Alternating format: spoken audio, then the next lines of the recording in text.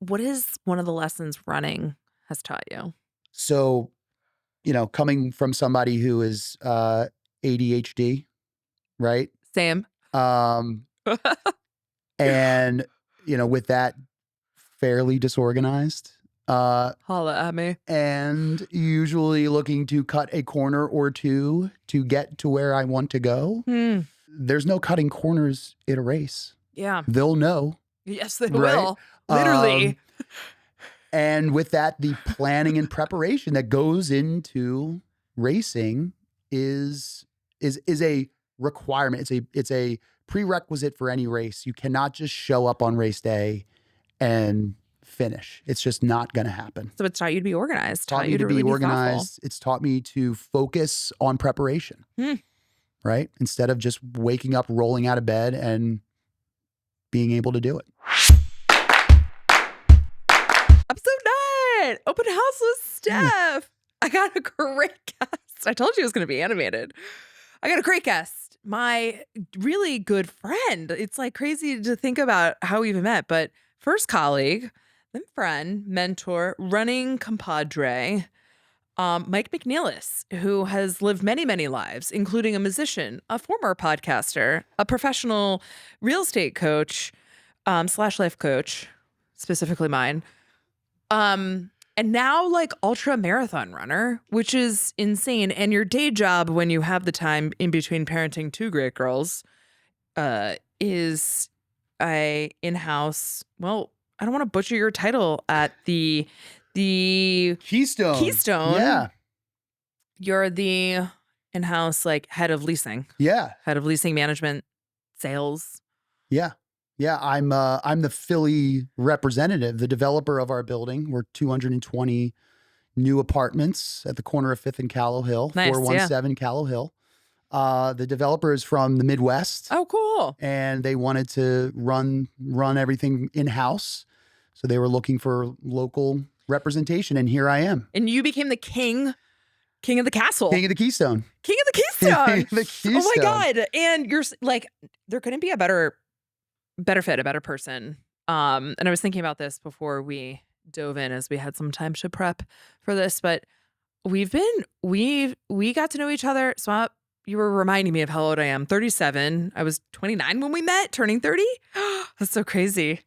Wow. We were at, what was your role at Philly Living? I forget. Well, I came on as part of the Philly apartment company. Oh, right.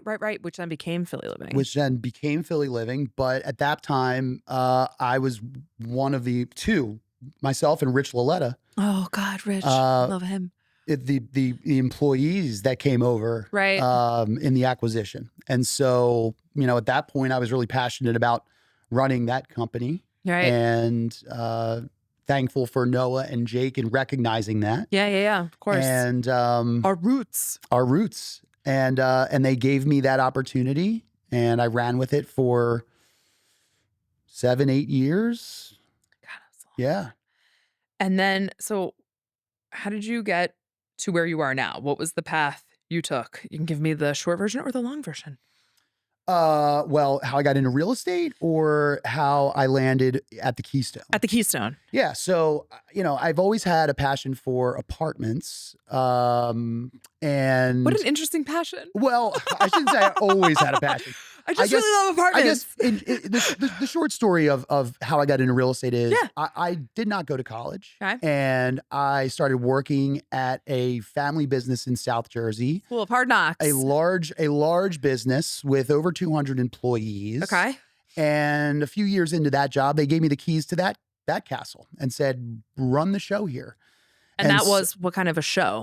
That was a family entertainment center. I don't think I knew this. Yeah. So I was in the family entertainment business for like a carnival? Practically. I mean, close your eyes and imagine Six Flags, something of that nature, right? Dutch Wonderland style? A little bit more heavy-handed than Dutch Wonderland. A little bit more, Haven't thought about that place in a million years. Yeah. And so I really learned how to run a business, right? That's pretty cool. I mean, manage people. And you were how old? So right after high school, I was like 18 years Oh old. my God. Wow. Wow. By the time I was in my early 20s. By the time I was running that business, but it really taught me a lot about life and what it takes to run a large scale business. And then at some point, I realized, well, this is really the hours that I was putting in at that place. Yeah. Was not conducive to what my ultimate goal was to settle down, start a family, and I needed to find something else that was going to support that from a time perspective. Got it. So I found the Philly Apartment Company, Cool. basically managing apartments at that point, and then getting into sales, leasing from there. Okay.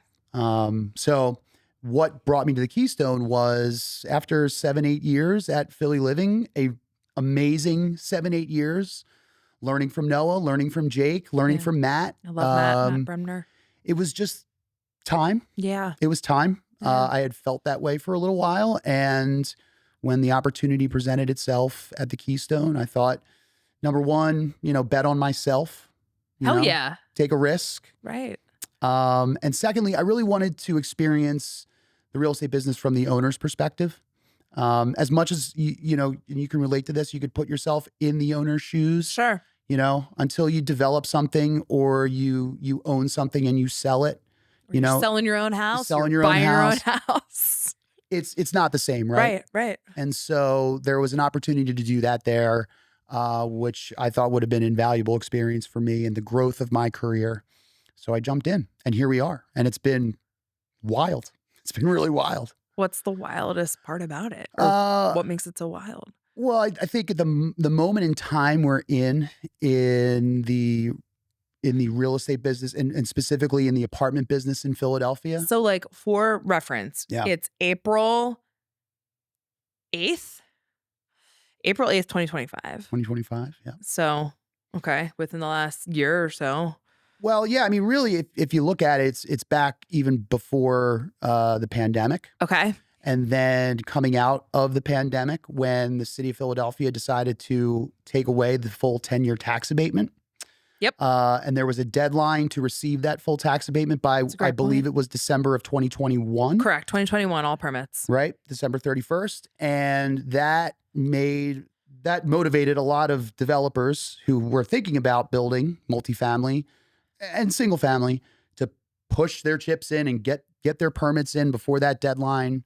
Because otherwise, those deals probably wouldn't have worked. That's so interesting. I never really thought about it from that variation of a development and a builder's mindset. Single family homes, yes, because you can actually like pass that savings down to another human and you really feel that when you're buying. But I never really thought about it from a development standpoint of that scale. So how many units are in the Keystone? 220. 220. Wild. All residential. Interesting, no commercial. You'll see most of the new development, multifamily, is mixed use. Right. So there's ground floor retail. We got you. In these developments. Yeah. We do not have that, which helps us to stand out a little bit. Huh. Yeah. Because if I might say, that is like such a killer area because you have yards right there, right? Mm-hmm. You've got like the Target, a dental practice in case you need one, right? Yep. Right across the street, and like Fit Stop, right there. And you're really close to F45, Silk City, Delilah's, if that's your thing. Yep. Yeah. I so many other things. I mean, I lived in that little pocket for many years. Right. When it was single story strip malls. Oh God, yeah. And it kind of still is. It still is a little bit, yeah. And now it's 12, 13 story mid-rise apartment buildings. A couple of them, yeah. There's an Amazon Fresh going into the ground floor in one of them. Right. And I mean, it's really an exciting time for the city. It is. Tell me more about that. I agree. I think it's such an exciting time, but tell me from your perspective, what makes you feel that way? Well, what we see in the building is a lot of people who are coming in from out of town. Huh. We see so many people from New York, Chicago, Boston, DC. Why is that? Well, I mean, driven by the medical institutions that we have in the city, first and foremost. fortunately, those institutions are continuing to grow. You see what's going on in University City. Right. Children's Hospital is building new buildings left and right. Right. Penn is building left and right. Drexel. And so that's really driving a lot of it. Jefferson. And also the remote work. I mean, remote work is still alive and well, even though you'll read about, requirements to go back to office. Remote work is still very much live and well, and we're getting a lot of that as well. That's so cool. Yeah. So, I mean, it's really exciting to see. As I kind of feel like an ambassador sometimes of the city when people come in and they're not. Yeah, right. Exactly. Right. As a buyer agent. Yeah. Right. And so it excites me to introduce the city to people and share what once was and what is now and what is going to be, because we're Philly people where there's a lot of pride that we have in our city, right? Go Birds. Right. So to be able to share that with people is really exciting. It is cool. I think Philly is like such a versatile city. And there's so much going on. I don't think, I mean, someone I would love on my podcast would be Mayor Sherelle Parker, because I think she's incredible. Oh, she'll say yes. Yeah. Oh my God, I gotta ask her. Yeah. But I think that she has set a precedent for the city and doing so many cool things, and is rallying around some people. I'm not a political person, but I am for my city, my home, and I think it's cool what she's doing and some of the influence that she has had. As some other other real estate minded people. Some of the exciting stuff that's going on at the stadiums. We've got a lot of big players and influence there. And there's also there's some good people planting roots here. Some major retail is opening up, which is cool. We've got a lot of just general development that is attracting certain people. And people forget that Philadelphia is really, really affordable and very accessible. Well, that's really it, right? Yeah. I mean, if you're working a job in New York City and you have 3 days a week where you can work remote, then Philadelphia becomes a real option, because you can get to New York by train or by car fairly quickly. Exactly. And you can pay a third of what you're paying in rent in New York. Get a pretty dope spot with a pool and a gym. Yeah. So, okay. What are some of I believe that people, especially when they're renting right now, one thing that we're seeing when I talk to my landlords that are thinking of renting their average run-of-the-mill place, their house, I remind them that they are competing with an experience that people want when they're living, right? They want the pool. They want I think somebody told me that they were building, maybe it was you, an in-studio room for people to do podcasts or social content or stuff like that, which is kind of crazy to me. Gone are the days when you're you can have a gathering of people in our kitchen, our communal kitchen. Nobody wants that anymore. Right. Apparently, it's different. So it's this experience that people want, this sense of community in some of these buildings, which is a really big draw. I think community in general, it's a whole different podcast. But what are some of the cool things going on at the Keystone? Well, so honestly, we're fairly bare bones in that respect. Oops, I didn't tee you up right. Well, I mean, just in terms of, having there is no pool, but there's a spectacular roof deck. And our roof deck is dog friendly very dog friendly with a spectacular dog park on the roof. Oh, cute. When I say spectacular, I mean large, right? Nice. Sometimes you'll see rooftop dog parks that are pretty small. Yeah, they're kind of bitchy. Ours is large, and we have unencumbered views of the bridge, of Independence Hall, nice. of the skyline. Yeah. So that's really our greatest amenity. I mean, our niche, I guess you could say, is if you look at these other apartment buildings, they are very built out when it comes to amenities. They have pools and very large indoor amenity spaces. Yeah. We have a more boutique feel. We're about 100 to 150 units less than our direct competitors.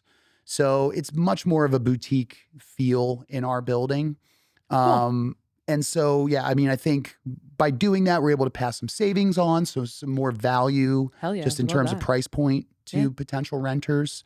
So, I think it's all going to take time. I mean, that's the thing that everybody has to remember is because there has been so much inventory, over 6,000 units between Northern Liberties and Fishtown in 2024. It's crazy. And only about 1,600 of those units actually absorbed in 2024. So we have our work cut out for us over the next several years to see these buildings actually stabilize. Right. It will happen. It will. It definitely will. building permits have dropped off a cliff. Yeah. In large part because of that 10-year tax abatement not being for sure. there. That's crazy. But yeah, I mean, I like that our development didn't try to fully compete on the amenity side. Well, it makes sense. You're going to pass that savings on in the right way without sacrificing the quality of the experience, which is cool. Yep. So you made like a pretty big shift last year, taking this, right? It was about a year ago that you started working for. Almost exactly. Wow. Yeah. Wow. That's cool. Yeah. Well, congrats. Thank you. So one thing that I think you said to me was you bet on yourself. Mm-hmm. I think we were talking about this. You kind of just took a gamble. You bet on yourself. You took a new position, a new role. Right.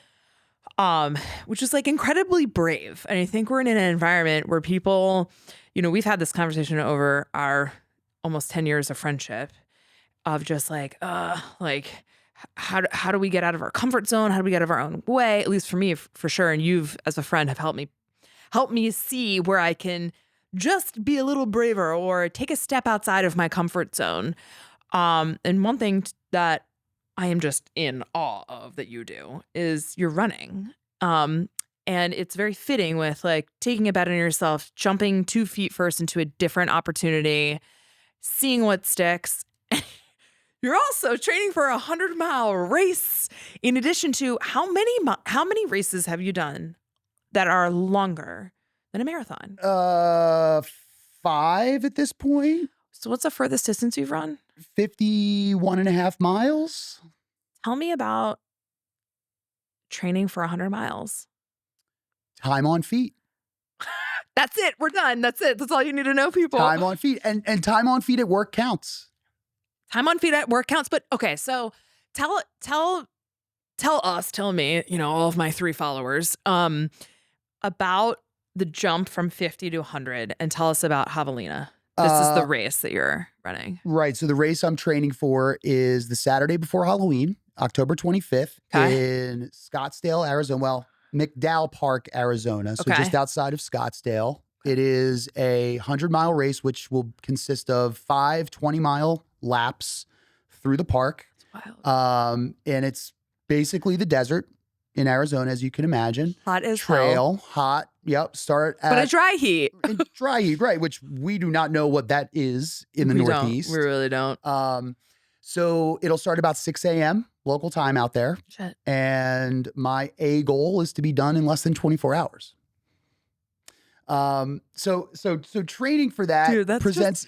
Sorry. It's okay. So I've run 10 marathons and I finished them around 4 hours.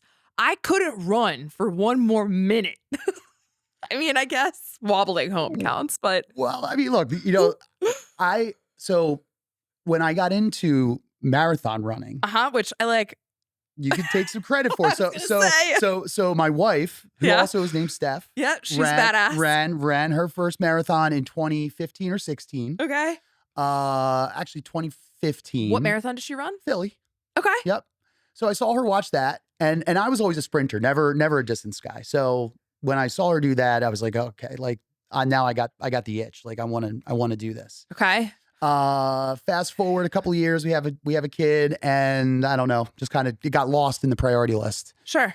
I met you at Philly Living, and you were training for it, and I'm like, okay, like now I'm motivated again to give this a shot. So then tried to do it in 2019, didn't work out. 2020 pandemic didn't happen. 2021 was my first marathon. 2021 is your first marathon. So what I really admire about marathon runners is that you guys push yourselves to the brink over 26.2 miles. Basically a sprint. Right. Well, some people. For me, no. Right. What I love about ultra running is that it's, unless you're like one of the top 0.01% of ultra runners who can go out and do 50 miles in 5 hours or 100 miles in 11 or 12 hours, right? You're probably like me, who you're just in the middle of the pack and you're just about running an average time, right? Mm-hmm. Which is like a 12 to 13 minute pace, and you get to stop and eat. And you get to walk, and nobody's looking down on you for doing that. It's like an all-you-can-eat buffet with running. I mean, quite literally, some of these rest aid stations They're like, are just Sour Patch Kids chicken wings. Like, I'd be barfing on the side of the custom. road. Like I ran the JFK 50 miler last year, and they had custom cookies, and they were making burgers and hot dogs. Gross. And yeah, I know. I mean, but like, okay, throwback to when you were like 10, right? Like your Right. girls, you have these two adorable girls. Like when I was little, my parents would be like, all right, you have like a day of sports. You're going to go play a soccer game and like 3 of them, right? And you'd eat like Airheads and chug like an entire 2-liter of Coke. Yep. You'd be fine. And Yep. I'm like, I don't know what happened to that skill. Yeah. I think it turned into like drinking wine and then running 20 miles the next day. So maybe it translated a little bit. Yeah. But like this running that you do and eating at the same time is crazy to me. Anyway, keep going. And like anything else, when you're training for a race like that, you have to work that into your training program, right? So it's not just time on feet, but it's Food in mouth. It's eating. Yeah, exactly. Food in mouth, right? Like, how am I going to be able to take enough calories over that period of time in order to keep my body going and keep quite frankly, keep my mind engaged in the activity. Exactly. You took the words right out of my mouth. We have had, off camera, of course, a lot of heart-to-hearts about mindset, resilience. Let's like get deep here. So what in the hell are you going to think about for 100 fucking miles, Mike? I don't know, because I haven't done it yet. Fair I enough. can tell you with 50 miles. What'd you think about? You think about how awesome what you're doing actually is, right? Cool. Like you give yourself kind of some like a little pat on the back as you're going through this. Yeah. And you're like, yeah, I'm fucking cool. And you really you really think about all the training that you've done. Yeah. And I mean, I don't know if it's the same for you in marathon running, but you think about all the days where you didn't feel like doing it, and the miles were hard and it didn't work out the way that you thought. And it all culminates in that one day, right? So whether it's a year or 6 months that you're training, you think about how much time you put in to get to that one moment. The victory lap, really. Exactly. And that, at least for me at the start of any race, I feel that more than anything. And that propels me, right? And then at about mile 35 or 36, you're like, fuck. Yeah, you're in the pain cave and you go, okay, well, now there's 2 options. You either stop or you go. Yeah, the only way is through.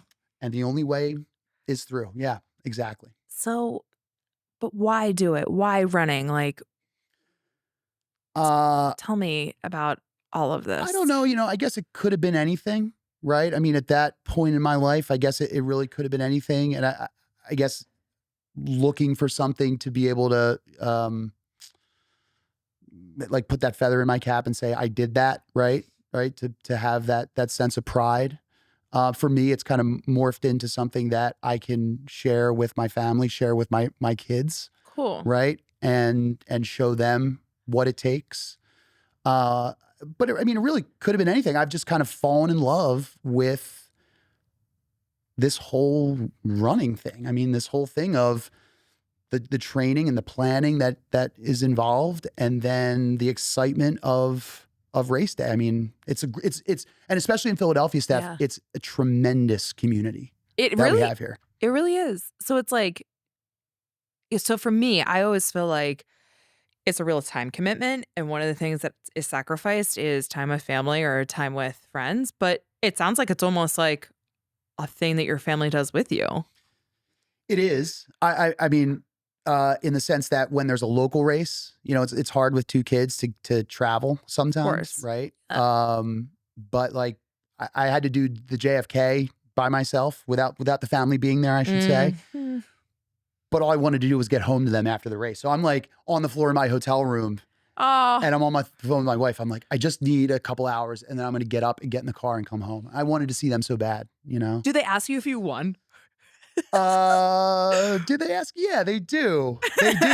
They do. And I just say no, I mean, and that's not, I mean, obviously I'm not performing to the point where I can win these races. Obviously, like little kids, they're like, Dad's doing this. And like, but did you win? It's like, but I guess the answer to that is yes. In a sense, I did. Right? Sure. Yeah. In a sense, my we own all race. Win. We're all running our own race. Yeah. In a sense, right? And so, yes, I did. I crossed that finish line, whether it was my goal time or not. In ultra running, sometimes the goal is to just finish, right? And same with marathon running, right? Sometimes the goal for people is to just get across that finish line. What is one of the lessons running has taught you?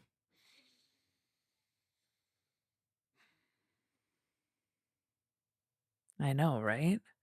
So, coming from somebody who is ADHD, right? Same. Um, and with that, fairly disorganized, Holla at me. and usually looking to cut a corner or two to get to where I want to go. There's no cutting corners in a race. Yeah. They'll know. Yes, they Right? will. Literally. And with that, the planning and preparation that goes into racing is a requirement. It's a prerequisite for any race. You cannot just show up on race day and finish. It's just not going to happen. So it's taught you to be organized. Taught me to be organized. It's taught me to focus on preparation. Right? Instead of just waking up, rolling out of bed, and being able to do it. That's so interesting. I've asked this question to a lot of people. I never thought of that before. And I guess in some case, yeah, for me too. Like even as we're getting ready here, I'm like, oh yeah, we have all the time in the world. I'm like, I have to show a house at 5:30. I gotta have my legs walking out of here soon. But to that point, it's schedule, it's routine, it's winning your day with for me, it's exercise. And I know, like, if I have miles to get in, I got to give myself that opportunity. There are definitely sometimes I'm like, well, didn't know that I was going to run that fast because I might be late. Yeah, right. Exactly. Or cut this Sure. training run short because, I didn't get out as early as I wanted to, and I think that's part of it too. You have to be flexible, right? You have to Totally. really, you have to know the difference between just going out and doing it and doing it to the With intention. doing it with intention, right? Versus like making sure that you get the exact mileage or time that your coach laid out for you on that day. Right. Right. If you're trying to get it perfect every single time, then you're probably missing the point. Yeah. Right. Progress before perfection. For sure. Right. For sure. So there is a marathon that we were running in Philly, and it was one we were talking about it before, and I don't really remember the order of this, but I think I remember after the fact coming home and watching you on Instagram. Oh yeah. And you were like, well, I fucking stopped. Mile 17. Nope. Yep. And I shared it with so many of my friends, and they were like, that's incredible. Like, it was so great to us that you pulled the plug if you weren't into it or thought you were going to be hurt or weren't feeling it. I want to know more about that moment. Well, I think particularly for males, Yes. there's this thing called toxic masculinity, right? Which is like, I'm going to keep going no matter what. I'm never going to miss a day.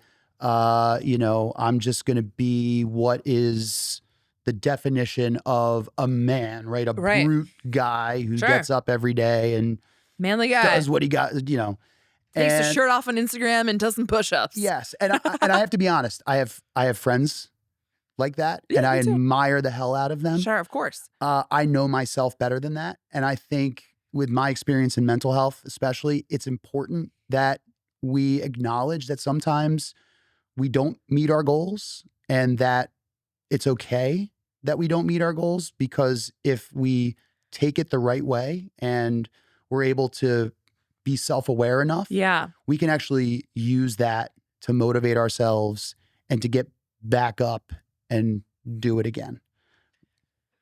Were you disappointed you didn't finish that race? Honestly, I knew before I even left my house to go to the start line that I was not going to finish that race that day. It was so, I'm like, now I have this memory because you were like live streaming, almost like you were like updating. You're like, I'm just not feeling it. And like, yeah, we've all been there. Mm-hmm. I've all been there. Mm-hmm. So what's some advice maybe you can give to me? Like, if I'm just not feeling it. Well, I mean, I guess just get out there, right? Like if you're not feeling it, that's okay. But get out there and start. and see how you feel once you start. Exactly. Right? I think there's something to be said for like recognizing when it's like just not your moment. It's okay to stop and not feel so shitty about it. There's so many times like whether it's a male female thing or if it's like this internal thing of like I have to do this. Like I don't know who made up these rules. Yep. I mean, the only person I say this and I should take my own advice that I'm really competing against, and I'm curious to know if you feel the same way, is myself from yesterday. Like, yeah, there are professional runners that I look at that I'm like, oh my God, they're so inspiring, but I'm never like envious. Sure. And there are people that are like, you know, I don't have any desire to ever run more than than a marathon. Yeah. But to support someone like you running 100 miles seems like super inspiring. Now, I don't know where I get this whole like, I gotta. I think it might be that college sports thing. Yeah.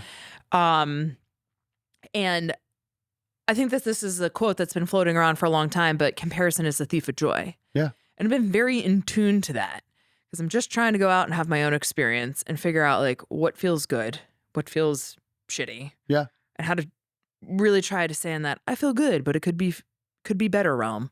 Yeah. I took a big time out from fitness the start of the year. I wasn't very public about it, but I just needed a rest. I'm a big proponent of rest. Again, I know people that don't rest. You know, they're always moving. They're always active. We and know the that's same great. people. That works. But I'm a rest guy. You know, when I try to avoid knowing that I need to rest, but going out and doing it anyway, and then stopping. Like that's a big thing from that race, from that marathon that I walked off the course. Was now if I'm going to start, I'm going to finish. I also think people don't understand, like, there's two different types of rest. There's like physical for your body, right? Like you're sore rest, but there's that meant them, like, especially us, like, you know, with some learning differences and stuff like that, our brains work overtime. Yep. And it takes a toll. Like if you're tired from thinking all day and you're tired from being with your, you know, raising these two girls and being a husband and having all these commitments at work, like sometimes the fitness stuff takes a back seat and that, you know, throws off my fitness game. Yeah. And it's hard because the fitness is really kind of a cornerstone for me and my health, right? And it really helps me mentally to be physically active. But when the physical activity starts to not feel good, then I know, okay, it's really time for a rest. Now, I build a rest day into my workout schedule, my training plan every single week. Nice. So I know I have 1 day off. 1 day off. How many miles are you running in a week? About 40. Whoa. Yeah, about 40. That's a lot. Are you doing Broad Street? I am. Woo, dude, I love Broad Street. And I'll say this, I'm doing it with Students Run Philly style this year. So great. What a great organization. What a great organization.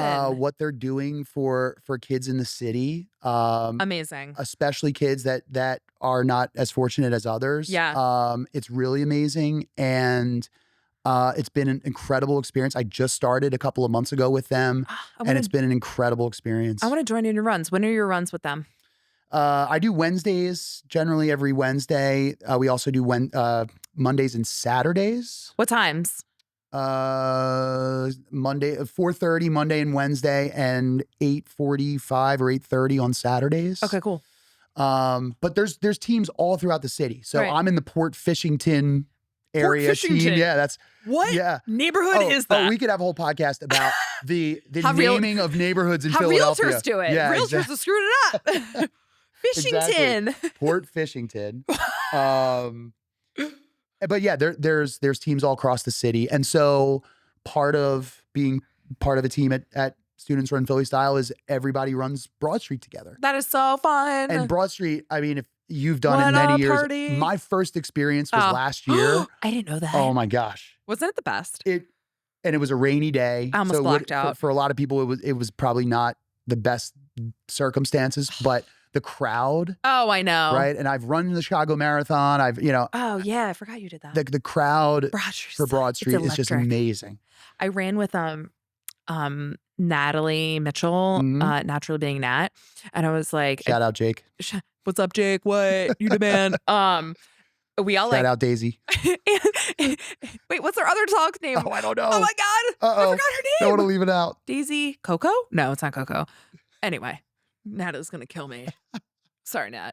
But one time I was like, hey, who you running Broad Street with? She's like, you want to run together? I was like, yes. And inside I was like, no. And then I was like, oh my God, she's so much cooler than me.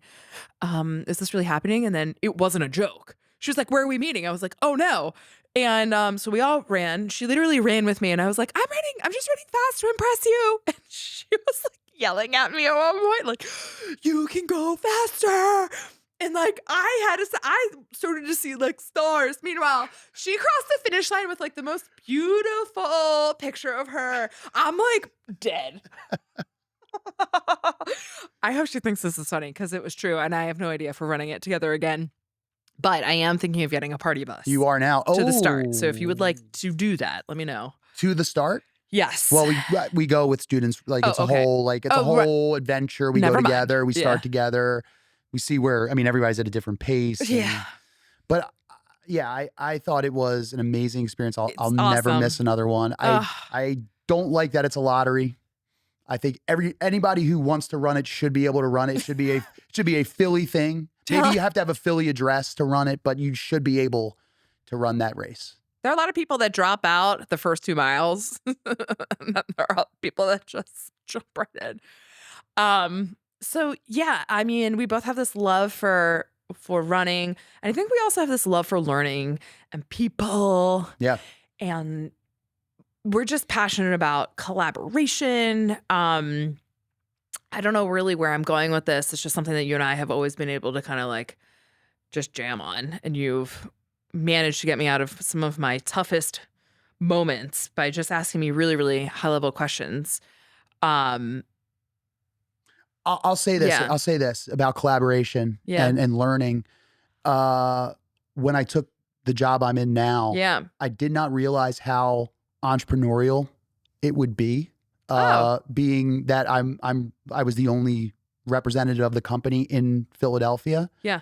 And that really kind of threw me for a loop. And it was really hard for me to get my mojo because I'm so used to collaborating with teams, leading teams, having people to depend on me and me to depend on them. And I know in your line of work and specifically, that's always the idea, right? It's very entrepreneurial. I'm the leader of the group project always. Right, exactly. And so I would just say to anybody who's in that position, what helped me is to go and find other people that feel that way. I mean, really, you're in any walk of life trying to do anything. There's a community out there that you can go and find and be able to feel a part of something and get help. Yeah. With whatever it is you're dealing with through those channels. How do you get through dark days? Tough, shitty days? It depends on the day, honestly. I mean, some days I feel like just going to sleep. Yeah. Some days I feel like going for a run. Yeah. Some days I feel like spending time with my kids. It really depends. Sometimes I want to hang out with friends. I want to see friends. Sure. Sometimes I want to just go for a drive. I think the worst of it is when I want to go to sleep. That's because I think more than anything, it's making sure that I'm putting myself in motion to deal with it. Yeah. More so than curling up into a ball. Disassociating. And just go, like getting like completely internal, right? Is making sure that you're seeking energy or and putting energy out so that the hopefully the energy can find you and come back to you somehow. Yeah. I mean, I think that we could do a whole thing on this too, right? You'll have to come back. But finding community, I think, more than anything. So what's advice you have for people who are feeling incredibly isolated, feeling a little down? They're not really sure how to get out of their own way. I'm working with some people like this right now. I've had some people go through really hard stuff. I think that real estate, a lot of people look at me and they're like, oh my God, you're so great on camera. Oh my God, you have all these great clients. You're showing these homes. Like, people come to me sometimes with incredible pain and I'm inspired by them. I have a client who just lost 100 pounds. She also buried her father. Like, that's heavy shit. And I find that shit really inspiring. And it's not all sunshine and rainbows, despite whatever the world thinks it is.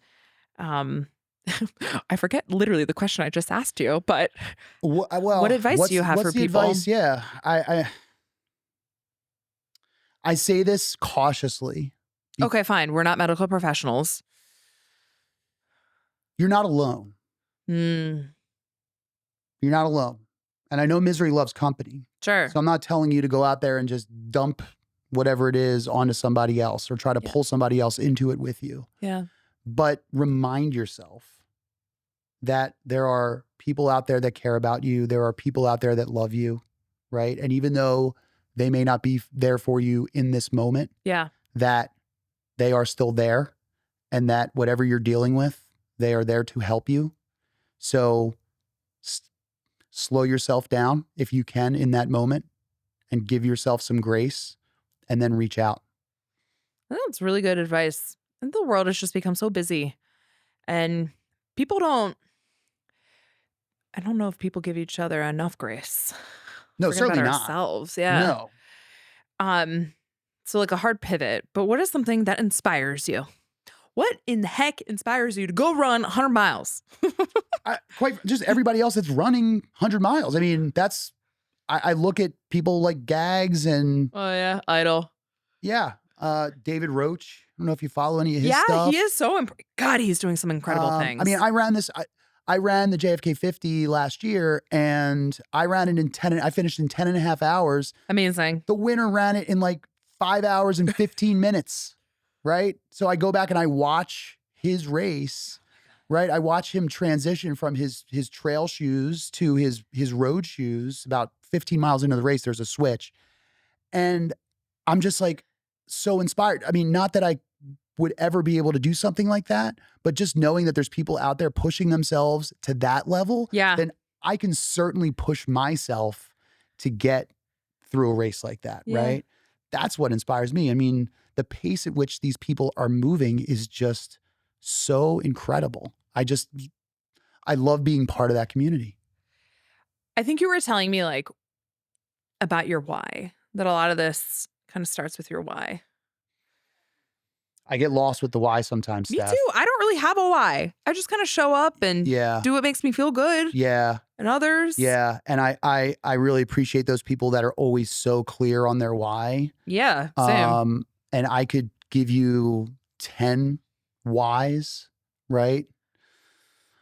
It's hard to pinpoint one thing. Yeah, of course. You know? I think that my why is just me. It's just my being. Showing up for yourself. Showing up for myself. Because if I can't show up for myself, I can't show up for anybody else. That's pretty much the quote of the century. So my why is because I want to. Yeah. That's pretty fucking good. The other question I get asked is like, where do you see yourself in 5 years? I was like, dude, I don't even know what I'm eating for dinner tonight. You know, I think that's a really hard question too, and it makes me feel crazy sometimes. Yeah.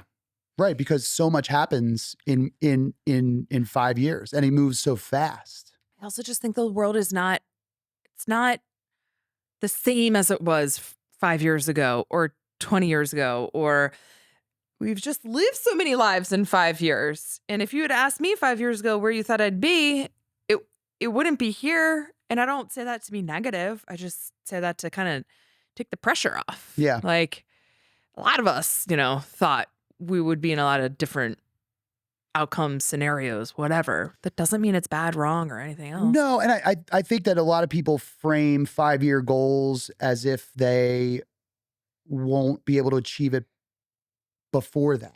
Right. Right? Yeah. Like, you know, I think a lot of people that are trying to lose weight, right? Right. You know, they frame it as a short-term goal. Sure. When really it could be a couple of years, if not more, to get to where you want to be, right? And that's okay. And that's okay. And don't let it stop you if you haven't reached your goal in the first year or 6 months. Or right? change your goals. Or change your goals, right? Exactly. Like distance running, you know, being able to run 100 miles It's not something I did in a year. No, God, It's no. taken me, it'll be 4 years from the time I ran my first marathon to the time I run my first 100-mile race. Pretty cool. I know. I think people just think I wake up one day and just decide to run a marathon. Like, I really hope people know that's not true. Well, what's the saying, right? You overestimate what you can do in 5 years. You underestimate what you can do in a year, I think so. That sounds right. right? Yeah. So, yeah, I think I actually think we underestimate what we can do in 5 years too. For sure. So what's now that I've just shat on that whole thing, I want to ask you, what's something you want to do this year? What's a huge goal of yours that's exciting you this year? Well, so Jesse Itzler's yeah. Misogi, Yeah, right? yeah. One thing that kind of defines your year that you work towards all year. That scares right? the shit out of you. That scares the shit out of you. I mean, that's my 100-miler. It doesn't scare the shit out of me. I'm not intimidated by it.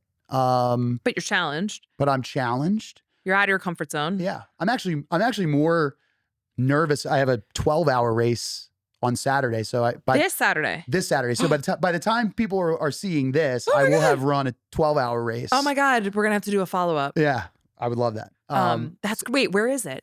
Cooper River Park in South Jersey. Wait, what's this one called? This is, so it's part of the old 6-day race. The old 6-day. So the Right, old my bad. 6-day, actually, Forgot the old about it. 6-day just started, or is starting any minute. Wait.